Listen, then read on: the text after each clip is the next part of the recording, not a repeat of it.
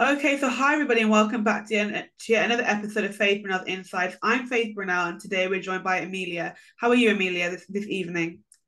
Hi, Faith. Thank you for having me. I'm fine, great. And you, how are you? Wonderful. I'm well, thank you. I've just been very, very busy, but I'm well, and I'm really excited to conduct this interview today. So, Emilia, I'm just going to hand over to you briefly. If you could just introduce yourself to the listeners for me, please. Yeah, sure. So my name is Emilia. I think you will hear at some point during the audio my French accent. So I'm actually a French native, originally from Paris. I did a dual degree English law and French law, then I did a LLM at Queen Mary University. Apart from that, I'm an experienced paralegal as well from US and Magic Circle firm, and I'm also the founder of IFAL International Aspiring Leaders. I feel wonderful, Amelia. Thank you for your very brief but interesting context. I'm going to start off the interview by saying bonjour, ça va, enchanté. That's really great. Merci, merci. I do speak a little bit of French, so I thought that was a perfect opportunity to test it there. But thank you, Amelia, for your context as well. So, as the founder of IFAL, which you basically just mentioned, which stands for International Aspiring Leaders, can you tell us about the organization's mission and your vision for aspiring leaders around the world? Yeah, sure. So just so you understand, I for International Aspiring Leaders is an organization that aims to promote the inclusion of international students in higher education and in the labor market in the UK. So the reason why I created that is because I've witnessed a gap for international students when it comes to finding work in the UK. If you check, you'll see that there are a lot of international students in the UK. I would even say that maybe the UK is one of the countries that have the most international students in their universities. However, what I noticed is that when it comes to find work when you graduate, it's more difficult for international students than British Yeah. students. I'm not saying that British students, it's easier for them in the sense that they find work quicker, but I'm also saying that there are so many obstacles for international students. So what we do is that we're trying to fill those gaps Yeah. through creating workshop, masterclass with international students from the legal who are now in the legal profession that will allow our members to have an insight into the legal profession in the UK. We also try to help them by providing CV templates so they can have an insight into how CVs are done in the UK. We also do some giveaways, some free giveaways. Everything is free, but just to help Yeah. students. And the vision is basically to raise this awareness about the importance of internationals in the labor market in the UK. Because, with globalization, we see Yeah. that there is a lot of international mobility. But when you actually check, even you in the future or anyone watching, if Mm. you check in your companies and try to see the number of internationals or even refugees, they are very limited, maybe 2 or 3%. Mm. And I think that's something that we need to change. I think that international students are huge assets to companies and organizations, and they really need to be included. Well, thank you very much, Amelia, for kind of talking us through your business in terms of the aims, its inception, and really giving us a good sense, giving myself and the listeners a good sense of kind of good sense of your why you're doing it, and how you're impacting. And clearly, you're having a great impact, through the CV templates, through looking at globalization as well. And globalization is something that I did have the opportunity to kind of read about and kind of read about and to work on and study because I've just graduated with a degree in politics from King, so I can completely understand what we're talking about. Thank you. So I completely understand when you're talking about the intricacies of the job market and looking at the gaps in the market as well for international students and trying to bridge that gap through IFAL. So thank you very much for kind of setting the scene on that and letting us into your creative design really and your workflow behind that inception. So thank you very much. So I also want to congratulate you for being honoured the Franco-British Local Leader in 2023. And I actually had the great opportunity. King's actually paired up with a professor who he delivered, I think it was about 6 or 7 weeks of the Franco-British Relations series, which really gave me an insight and a window into the very interesting relationship as well. This is a remarkable achievement. So kudos to you there. But I wanted to talk to you about and understand about how this recognition has really influenced, firstly, your work, and what initiatives or projects that you're the most proud of in its, in this role and setting? Thank you very much for your compliment. I think it's true, like it's important for us to strengthen this relationship between France and the UK, even despite every political situations that are currently happening. I'm referring to Brexit and the impact that it had on European relationship. Just so you understand also very briefly, the reason why I was given this recognition is because for Franco-British leaders are those that are promoting social mobility in the UK and France, and that are basically trying to strengthen this relationship with France and the UK, which is something I'm trying to do as a French person in the UK with IFAL. And in terms of the way it influenced my work, I think that first, it allowed me to raise more awareness on what I'm trying to advocate, which is the inclusion of international students, because through this recognition, I've been able to meet other also Franco-British leaders that are PhD people, but are also bankers or CEOs of companies, and I've been able as well to raise this awareness. On the internationals, which is very, very great because it allowed also me to create some collaboration with some of the companies that knew about this issue but did not really took that into consideration. One project that we can't really speak more about for now, that I'm really proud of, is that we managed to make a collaboration with a governmental institution, which is going to be out very soon. And I think it's very great because this really shows that we are raising this issue into a governmental perspective, which is very important as well. So excellent, Emilia.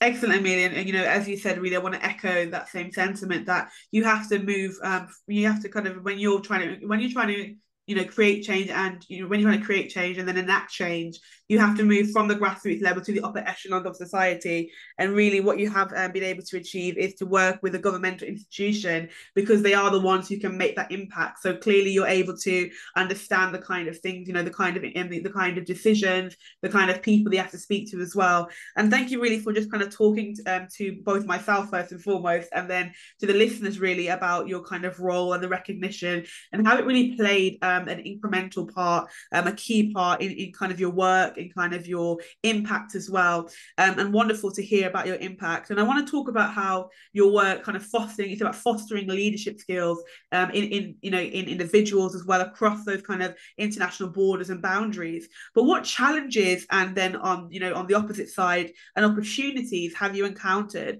when firstly promoting leadership, but also on a global scale, and how have you actually addressed these challenges and then opportunities? One of the biggest challenge when you are a leader or when you are promoting an organization or a topic is being underestimated. When I started this organization in 2021, I was not very listened to by recruiters because I started, to make my pitch to recruiters or to anyone that I could meet. And I had a lot of negative comments. One of them is that I remember one person told me, but like, I'm quoting right now, but they say, yeah, but we don't need international students because what if they leave? What are we going to do?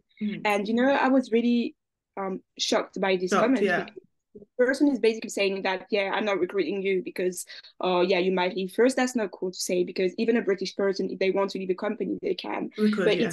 This person is also basically saying that it's basically kind of discriminatory, because it's like you're basically telling me that I'm putting a CV aside because I don't want them to leave in like 2 months or whatever. So that's one of the biggest challenges that I had, like being underestimated, being ignored as well, because sometimes I had people also that did not reply to me when I made this organization and made my speech.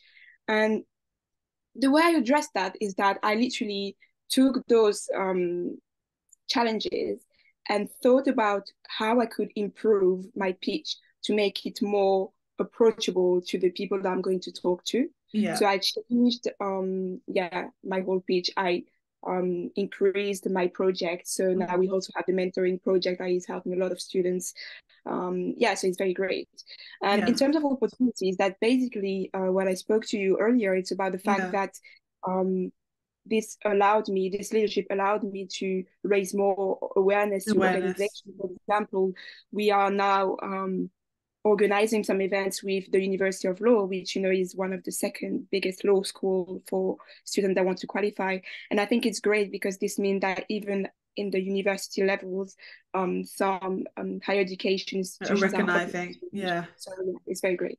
Recognition is really important, and clearly, as you've just demonstrated on your journey, you have moved from the rejection to recognition. So I'm really happy that you're able to show that there is a need for international students to kind of bridge that gap, and again change the narrative, because a British person could lead as well, and there should be that kind of awareness and opportunity for all. So thank you very much, Emilia, as well, for talking about that in depth and kind of giving us examples. And congratulations, and once again, kudos to you. And it demonstrates your kind of it demonstrates your passion as a leader and your ability really to be able to allow people to see that something has to be changed. Talking about the University of Law, which is excellent. So just finally, really, with your background in international leadership, what advice can you offer to young individuals aspiring to become leaders in their respective communities, whether local or global? Oh wow, that's a great question. I would say, let your voice be heard, stand up, and be prepared to fail as well. I think that young people are it's great because young people's voice is so important and can be a positive aspect to change society. And it's great as well because we are seeing more and more young people advocating for topics that they're interested into. But what I've realized as well is that there are also still some people that are still afraid to speak. Some can even say, yeah, because what if no one listened to me? Or I even had people telling me, yeah, I don't want, for example, get involved into politics because they're not going to listen to me anyway. And this actually reminds me of, like there is a singer that I love. Her name is Taylor Swift. And in one of her songs, she say, when you are young, they assume you know nothing. And I'm not really a Taylor Swift analyst, but I assume that what she's trying to say is that we still live in a society where some people think that because you're young, you're not experienced enough. So you need to slow down when you're advocating something. And I don't think that this is something that should happen. If you're young and you have something that is very close to your heart, go for it. And the second thing that I would say is be prepared to fail, because like you've seen and like we said, you're going to have a lot of rejection, ignorance, but you need to take this rejection as a step further to your success. Yeah. And you need to still stay resilient. And the last thing I would say is that when you have this rejection, it's important that you think, oh, how can I change that? How can I change the door which is closed into an open door? So yeah.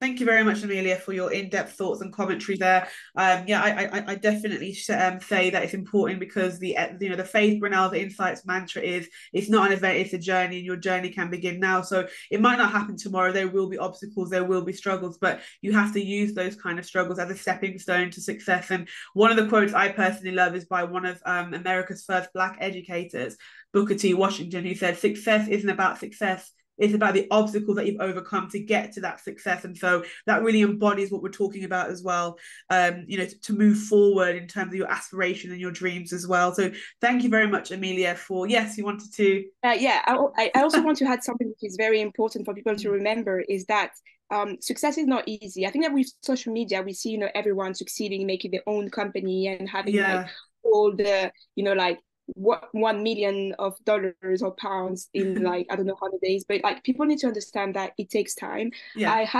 think that I dare anyone to find me one person, whether it is an artist, a sport person, or whoever, who succeeded without going through a lot of failure. It's very important to remember that everyone goes through failure, and that's At some part point, of that's part of the journey, exactly. And someone always said, my dad always says to me, that failure and success are on that kind of even trajectory, where if you fail, you're very close to succeeding. So keep going and don't back down, and continue, because one of the scriptures that I personally love is Philippians 4:13, which is, I can do all things through Christ as long as he strengthens me.